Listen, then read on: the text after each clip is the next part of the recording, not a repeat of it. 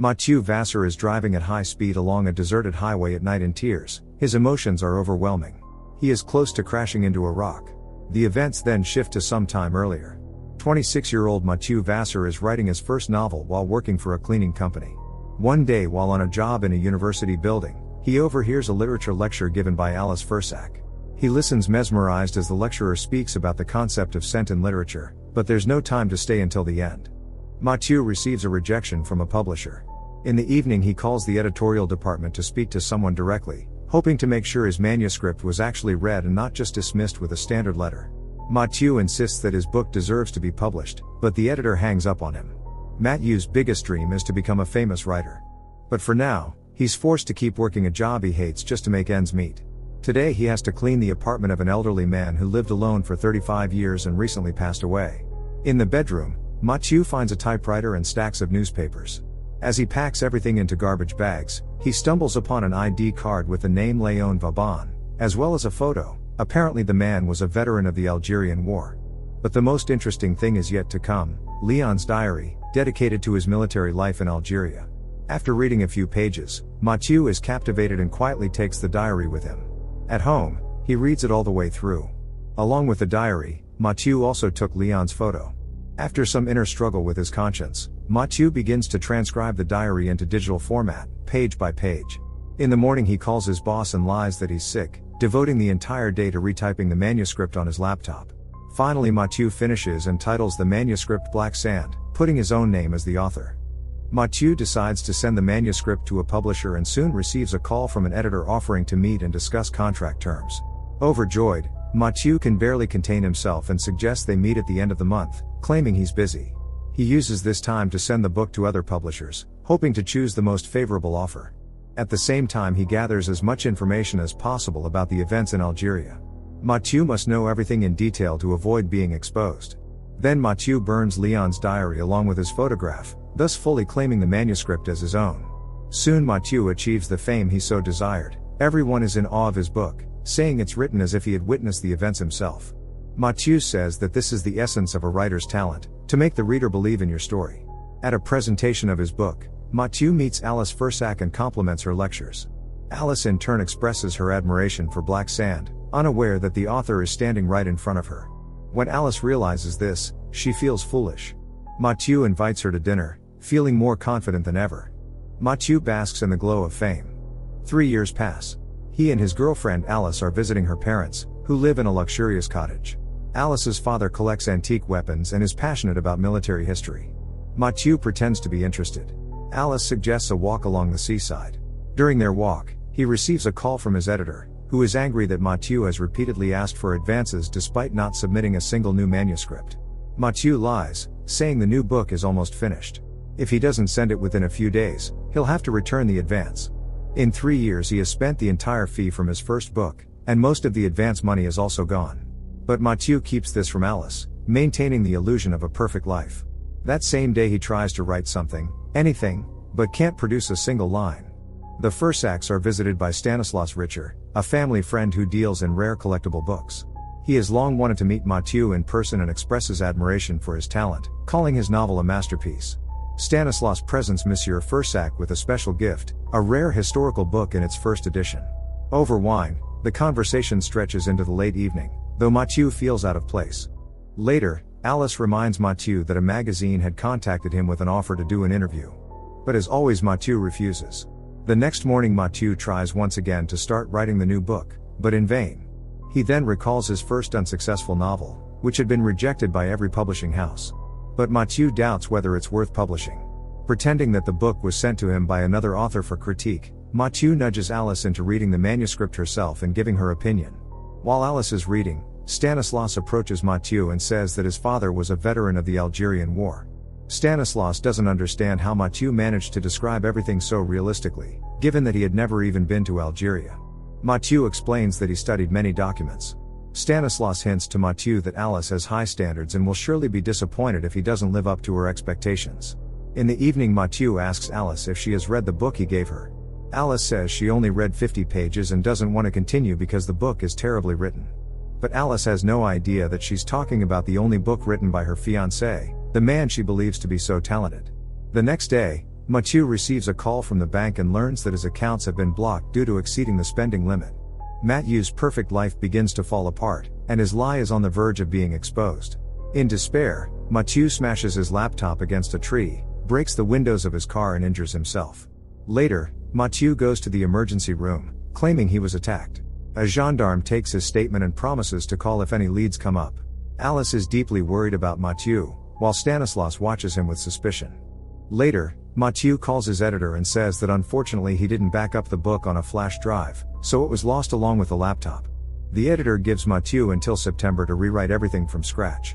Right after that, Mathieu receives a call from an unknown number and hears only silence on the line. Monsieur Fursac tells Mathieu how lucky Alice is to have him. Meeting someone who has achieved everything through hard work is a rare and fortunate thing. Wishing Mathieu good night, Monsieur Fursac mentions that a letter arrived for Mathieu today. Opening the envelope, he finds a photo of Léon. The next day during a book signing, an elderly man approaches Mathieu and asks him to sign a copy for their mutual friend, Léon Vauban. This man bluntly tells Mathieu that he knows about the theft of the deceased man's memoirs. Mathieu realizes it's blackmail, and after the signing, he asks the man who he is and what he wants. The man named Vincent demands 50,000 euros for his silence. Mathieu says he doesn't have that kind of money. Vincent gives him a choice: either he pays, or his secret becomes public knowledge. Mathieu thinks about how to get out of this situation, and 2 days later, Vincent contacts him again, hinting that he's currently watching the terrace where Alice's family is having breakfast. Mathieu plans to steal Monsieur Fursac's collection of antique firearms to pay off Vincent. Stanislas overhears part of the conversation. Alice senses that something is bothering her beloved, but he avoids the conversation. At night when everyone is asleep, Mathieu puts on gloves and stages a robbery, stealing the weapons and breaking the glass on the front door. Mathieu nearly gets caught by Stanislas, who has been staying at the Fursac residence for several days. The next morning, Monsieur Fursac calls the police and reports the robbery, unaware of who is really behind it. But Stanislas suspects something and finds the stolen weapons among Mathieu's belongings. At that moment Mathieu enters the room and tries to explain everything to Stanislas, but he refuses to listen. A fight breaks out between the men, during which Mathieu accidentally takes Stanislas's life. Everything spirals out of control, and Mathieu is on the edge, unsure of what to do next. For a while, he just sits on the floor in a daze, then hurriedly begins disposing of the evidence while all the family members are outside. Mathieu removes all of Stanislas's belongings and hides them. When Alice enters the room, he pretends to be working on his book. His hands are trembling. Mathieu knows he has to act as if nothing happened to avoid being exposed. Noticing that all of Stanislas's things have disappeared from the house, Monsieur Fursac assumes he left without saying goodbye. It wouldn't be the first time. Upset, Alice plans to call the family friend. Mathieu barely manages to disable Stanislas's phone and send Alice a message from his number, saying that something urgent has come up. During dinner, while everyone enjoys wine, Mathieu begins hallucinating and realizes that Stanislas's body can no longer remain in the house. Under the pretense of feeling unwell, Mathieu excuses himself from the table, but Alice follows him, asking if he's having problems at work. The Fursac's dog starts scratching at the bathroom door where the body is hidden. Unable to bear the emotional tension any longer, Mathieu begs Alice to take the dog away and leave him alone for a while. Under the cover of night, Mathieu takes plastic sheeting and ropes from the garage, pulls Stanislas's body and belongings out through the window, and stealing a boat, dumps everything into the ocean. As Mathieu prepares to head back to shore, the engine dies. Spotting another vessel, Mathieu jumps into the water and swims, doing his best to stay beneath the surface. Dawn approaches. Mathieu reaches the shore completely exhausted, and walks back to the Fursac's house. He nearly runs into Monsieur Fursac but manages to return to his bed as if nothing happened, unaware that Alice is still awake. The events of the night feel unreal. Sunbathing on the ocean shore, Alice continues reading Mathieu's first novel when she suddenly sees Stanislas's body washed up on the beach and screams. It turns out to be just a nightmare of Mathieu's. Later, he brings Vincent the stolen weapon, but it's not enough for Vincent. He's a soldier, like his father and his comrade in arms, Léon Vauban. Vincent keeps blackmailing Mathieu, leaving him no choice. At home, Alice asks Mathieu where he spent the night. He claims he was writing, but Alice doesn't believe him, suspecting he has another woman.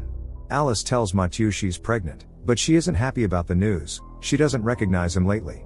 At that moment Mathieu confesses he isn't the author of the novel Black Sand. Alice forgives Mathieu because she loves him. This inspires him to begin writing his own novel from scratch. The main character is a writer who considers his talent not a gift, but a curse. Mathieu gets so engrossed that he doesn't notice nightfall. Alice doesn't disturb him as he works. Mathieu titles his novel The Impostors. For the first time since living a lie, he feels happy. But everything changes when Stanislas's body is pulled from the ocean. The entire Fursac family is in shock. The gendarme links the case to the recent robbery and mentions that skin fragments were found under Stanislas's fingernails. He promises that even if they have to compare DNA with half the local population, they will find the criminal. After the police leave, Mathieu vomits from the stress. He receives another call from Vincent, who demands more money. Mathieu is caught in a web of lies. Alice and her parents are preparing to visit Stanislas's parents in London. To release his emotions, Mathieu speeds down the highway at night, but brakes at the last second. Suddenly a solution comes to him. The next day before the Fursacs leave, Mathieu gives Alice his new novel. They agree to meet in Paris in 3 days. Mathieu hugs Alice tightly, knowing it's for the last time.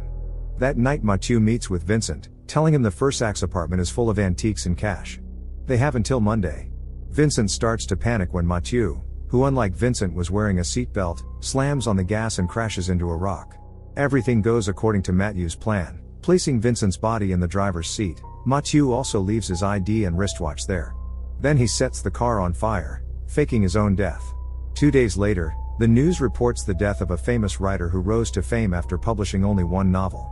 2 years later, Mathieu works odd jobs at a warehouse in Paris. His once glamorous life is behind him. Walking down the street in the evening, Mathieu sees his posthumously published novel The Impostors in a bookstore window. And he sees Alice holding their 2-year-old child. Mathieu walks away in the rain.